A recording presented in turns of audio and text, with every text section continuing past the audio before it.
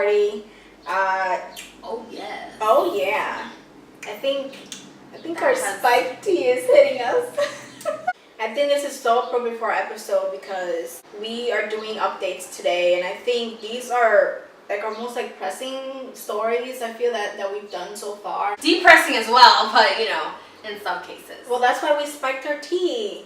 Tea's a spike today. What's the name of this tea? This tea is called Tennessee Whiskey Sweet Honey Iced Tea.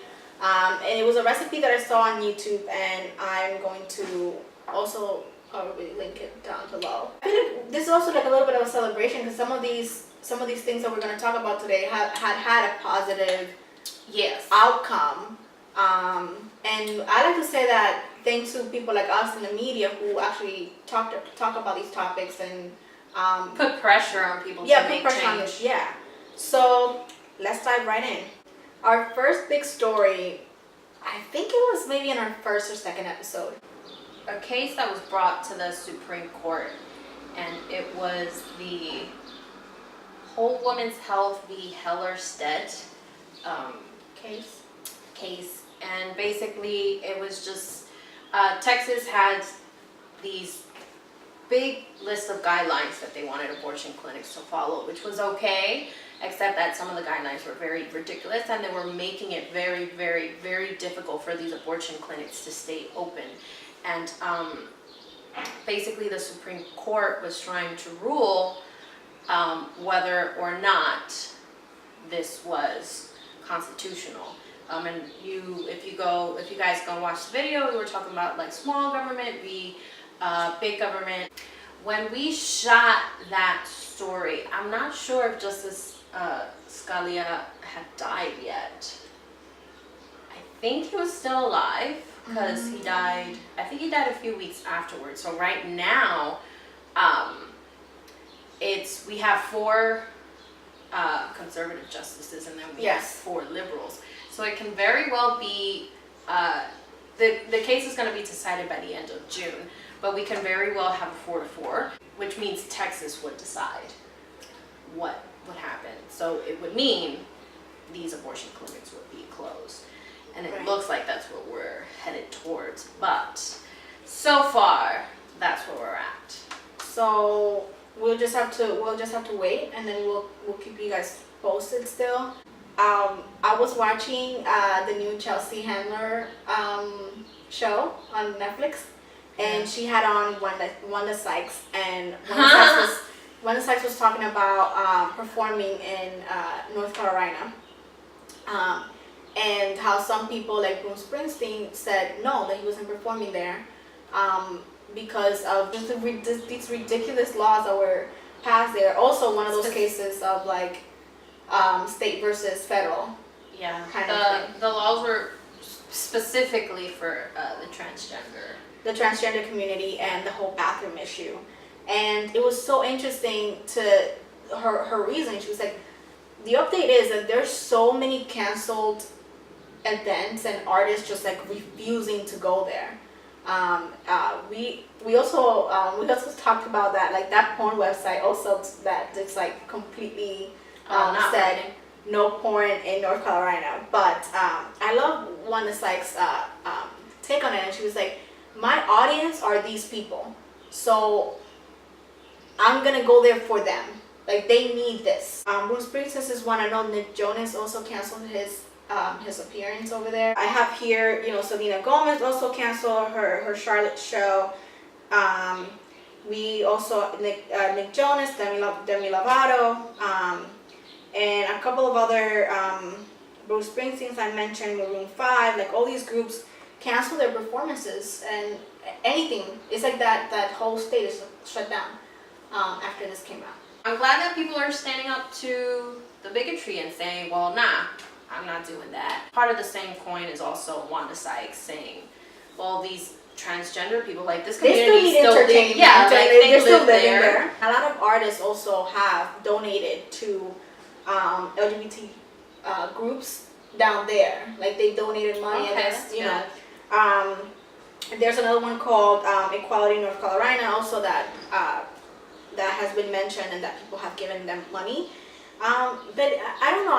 I'm with one that's like know your audience. Like she's like my audience are these people, right? So why would I cancel my show?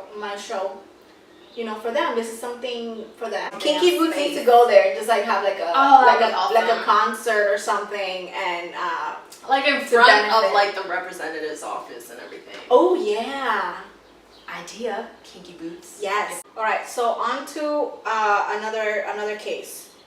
A few weeks ago, you introduced me to this whole rape kit thing that I did not know anything about. So you told me a rape kit is this little kit that is used on rape victims.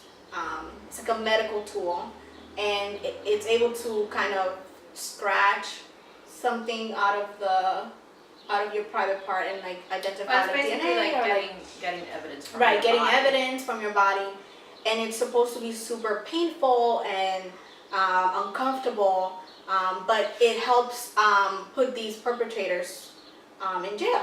Essentially, that was what it was made for. But then you showed me, which I thought was a great thing, and then you told me actually a lot of them just sit there. They're not used on rape cases. So there's like a backlog of evidence to put these people to jail, and it is not used. But we recently saw this news. So do you want to tell us what it was about? This brave 24-year-old. By the way, I didn't do anything when I was 24. I mean, you did some stuff, but she, like many millennials out here, super active. Raised the bar for the rest of us. So talk to us about this great young woman. Amanda Guyen. That name always gets me, so I apologize. She is a 24-year-old. She's an aspiring astronaut, which I thought was amazing.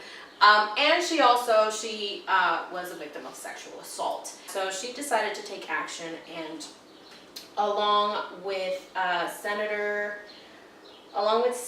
Jean Shaheen, they basically drafted a bill. We were just reading over what the bill does, and it's so weird because this should have been shit that was already in place, but you know what? It passed the Senate, and now it's going to the House, and let's see if the House has money enough to So it gives it. So first of all, it gives the right of sexual assault victims to have their kit preserved until the relevant statutory limitation. Having been notified before destruction of the kit. Also, get the results for the forensic examination, like any important results, like for them to get it. I'm like, they don't have that yet? Like, what was this? What was the kit used for? I didn't realize that this was stuff that needed to be put into place. I didn't realize that they weren't in place informed. In the first place. that they weren't informed of some of this information. So, Amanda and Jean did very well in working together to make this bill possible. I think this is great. And this is overdue. Forward. Well, I mean, yeah, overdue, but like a step. I'm glad that it's here instead of like not at all. They already have. They put the signature for the legislation to pass. They have 100,000 signatures so far. So really, really great for them. From rape kits and sexual assault victims to the Brooke Turner case. It was anonymously voted that the judge for the case be completely dismissed.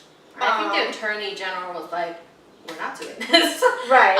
You already made a pretty non-advisable decision in one case, so we are no longer, like, I don't know for the extent of time, but there was a sexual assault case that was being brought to Andrew Persky. He was the judge on the case. He was supposed to rule over it, but I believe the Attorney General was like, nope, you're not doing this because the last sexual assault case, your ruling was not great. So I think that's, and not just the Attorney General, but also jurors were saying, I'm not gonna be in a case where he's the judge. Cool. Speaking of hope for the American system, yes. I was so riled up. This was amazing. This was a whole day. Overdue, again, amazing, but the fact that it took these 49 lives to be lost in order for something like this to happen is ridiculous. Gun control, that's what we're talking about. Alright, so the latest video that we did, it was a bit of an aside. We dedicated it to the victims of the Orlando shooting at the Pulse nightclub during Latino night. It was immediately afterwards. What did we hear? Prayers. Our thoughts are with you guys. Our thoughts are with Orlando. Right. And there was one person, well, I mean several, but one person in particular in this story who was like, fuck this. We can't keep going like nothing is happening. So Senate Democrat Chris Murphy, he decided to filibuster. He started at 11:21 a.m. that Wednesday, June 15th, I believe, and he went through the day, into the night, into the early hours of the next day, and ended about 2 a.m. June 16th, I guess, so the next day. He wants to introduce these two things into these government. Reforms, yeah. And basically it's to have, well, expanded background checks for people who want to buy a gun at gun shows or online. Also, something that is so basic. I was just looking at it, and I was like, this is just like the rape kits all over again. Like, why wasn't this put in place in the first place? Really common sense. Not allowing people on a terror watch list to purchase assault rifles. At this point, Senate, the 15-hour filibuster was finished, and officially these two points are going to be put to vote. Yeah. And at this point, we're pretty much just waiting to see what the Senate decides to vote.